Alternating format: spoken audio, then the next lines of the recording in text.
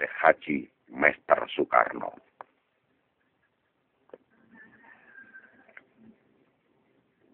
Amanat Syekh Haji Mester Soekarno.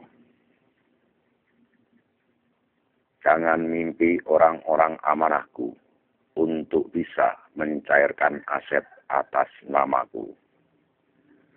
Sementara ilmu dan rahasiaku pun tidak tahu, kecuali orang yang diangkat oleh Allah Subhanahu wa Ta'ala jadi Rasul seperti aku dahulu.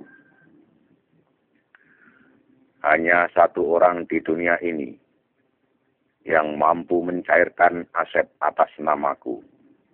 Hanya penggantiku, yaitu Rasul Allah, yang disebut Khalifatul Mahdi atau Imam Mahdi, yang memegang bendera putih kuning, yang tertuliskan Ismullahul Adham, yang mampu mengisi bin Mahdi di bank dunia.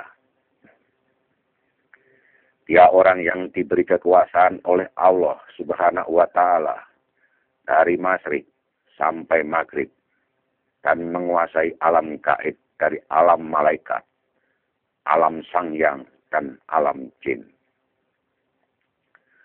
Sementara aset-aset barangku ku titipkan di alam gaib di para ratu sangyang dan para ratu jin. Maka aku sarankan kepada para pemegang amanahku, jangan ceroboh tentang hartaku. Itu kepunyaan Allah dan Rasul-Nya. Tidak mungkin disiasati dengan sistem teknologi perbankan. Dan kalau itu hartaku, kenapa tidak aku berikan kepada anak-anakku dan keluargaku? Dan kalau itu harta negara, kenapa aku tidak berikan untuk negara? Makanya banyak orang keliru memandangku, hanya melihat satu sisi sebagai seorang presiden RI yang berpangkat bintang 5. Padahal yang sebenarnya aku diberi pangkat oleh Allah Subhanahu wa Ta'ala, yaitu pangkat bintang segitiga emas, yaitu bintang kerasulan yang diutus oleh Allah Subhanahu wa Ta'ala untuk membereskan negara-negara yang belum merdeka. Dan sampai aku punya gelar dari PBB, yaitu Presiden Komisaris atau Presiden Sedunia, yang disebut Malikul Mulki. Tanda-tanda kemunculan penggantiku yang disebut Khalifatul Mahdi atau Imam Mahdi. Nabi Muhammad Rasulullah Sallallahu Alaihi Wasallam bersabda di dalam kitab Qurtubi, nanti di akhir zaman akan muncul ahli baiti, yaitu seorang laki-laki yang membawa pertolongan Allah Subhanahu wa Ta'ala, yang mampu mewujudkan cita-citaku untuk menjadikan Indonesia sebagai negara terkaya di seluruh dunia, yang disebut negara mercusuar. Tanda-tandanya, negara Irak terjadi peperangan, hampir-hampir dinar pun tidak ada dan akan terpecah jadi 3 golongan, yakni Sunni, Kurdi, dan Syiah. Bakal terjadi bencana yang membawa korban banyak seperti tsunami. Bumi akan mengeluarkan lumpur hitam seperti lapindo. Gunung-gunung akan meletus dan banyak kebakaran.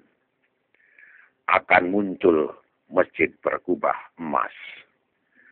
Akan terjadi kekisruhan para pejabat negara di setiap negara di seluruh dunia. Ciri terakhir, kalau mimbar Masjid Kubah Emas yang ada di Depok, Jawa Barat, Indonesia sudah dibuka, berarti harta atas namaku mulai dikeluarkan dari alam gaib Dan muncullah saat itu seorang pemimpin penegak keadilan dunia seperti aku dahulu. Itulah tanda-tanda kemunculan Khalifatul Mahdi atau Imam Mahdi.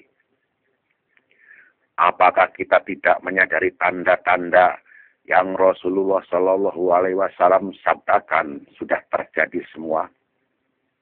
Berarti penggantiku sudah ada, tinggal menunggu waktu muncul ke permukaan negara, dan aku yakin bahwa penggantiku ada di daerah Jawa Barat, di daerah perbatasan Subang Kerawang, Jawa Barat, Indonesia, tidak jauh dari tempat aku memerdekakan Indonesia. Maka aku sarankan kepada orang-orang pemegang amanahku, bertobatlah agar menjadi orang yang beriman dan bertakwa kepada Allah dan Rasul-Nya. Sebab Allah Subhanahu wa Ta'ala tidak akan menurunkan khalifah atau Imam Mahdi ke muka bumi apabila masih ada orang yang bersyukur dan beriman kepada Allah Subhanahu wa Ta'ala. Sementara menurut pandangan manusia, masih banyak para ulama. Tapi kenapa Al-Quran berkata begitu?